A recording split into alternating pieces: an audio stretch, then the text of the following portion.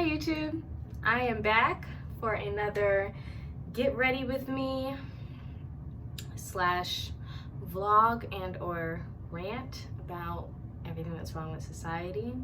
So stay tuned as this, gets resolved. The objectification of women and how normalized it has become. What made me decide to talk about this topic is that I was hit up in my DMs. And it's not the first time that I've been hit up in my DMs, nor is it the first time that I've been approached with this method.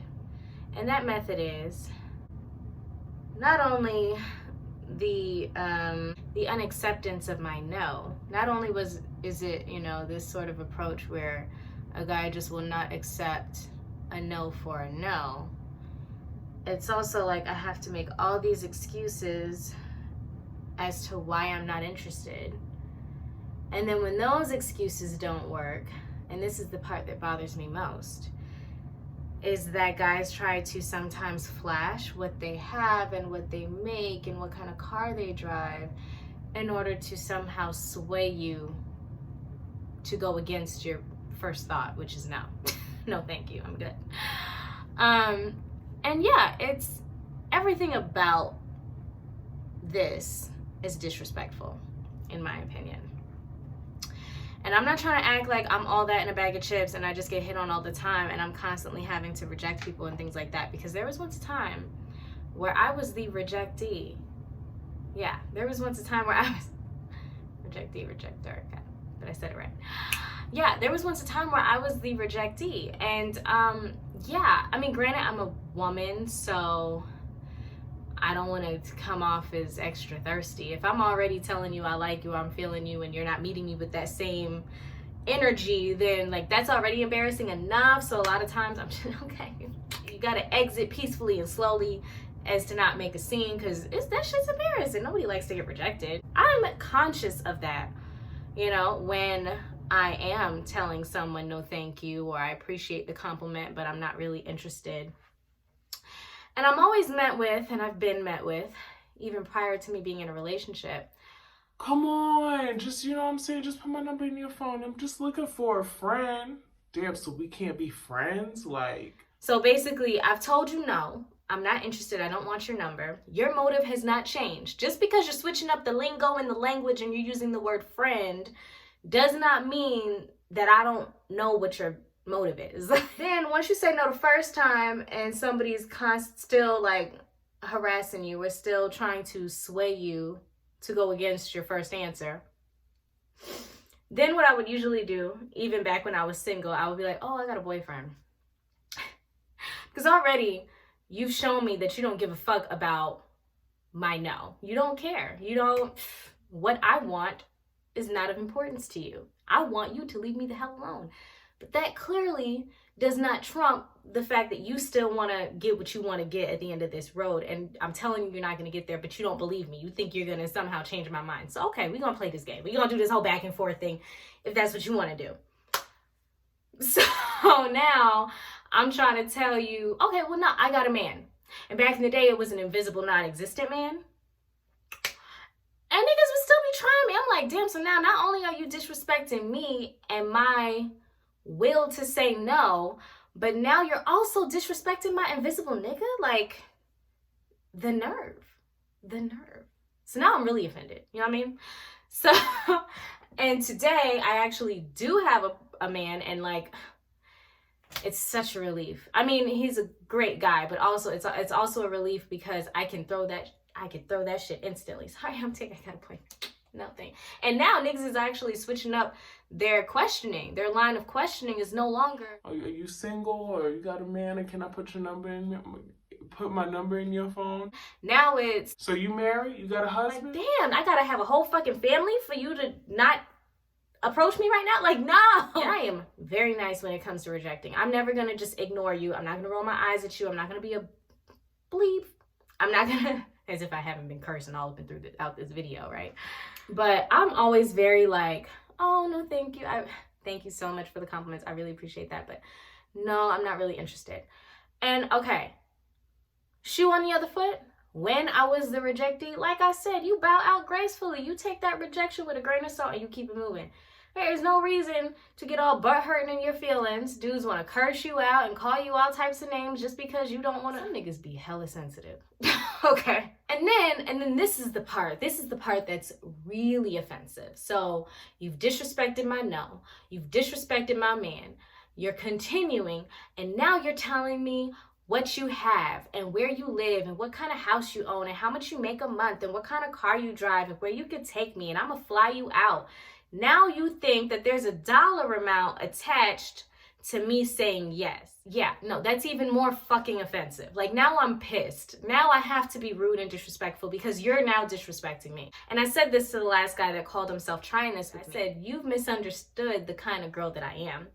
And then he was like, oh, well, if I misunderstood you, or if I misunderstand you, then I must misunderstand every woman in the world. Okay. Now, before you go disrespecting every woman in the world, before you go talking shit about all women as if we're all the same, let me say this. I said, now look, I'm not saying that there are not women out here that can be bought. Okay, I'm not saying that that doesn't exist. In fact, it is celebrated in today's pop culture to, you know, basically sell punani. I mean, it's kind of, it's rapped about often. It's sang about what, you know, you could do for me, and I'll only do this if you could spend that. That kind of mentality has been literally infiltrating our community, which already I don't like. So I'm not saying that there are not women out here that can be bought. I'm just not one of them. Okay. That's all. I mean, I feel like if you're going to do that, you might as well just go out and get yourself a proper prostitute if that's how we going to do it. I mean, check, receipt, not selling to the highest bidder, nigga, what?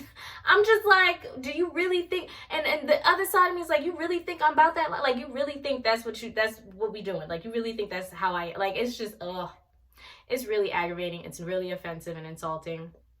And I really implore women, if there are young ladies out here that do believe that that is somehow attractive when a guy flashes money to try to get you, it should be taken with disrespect. And you know what?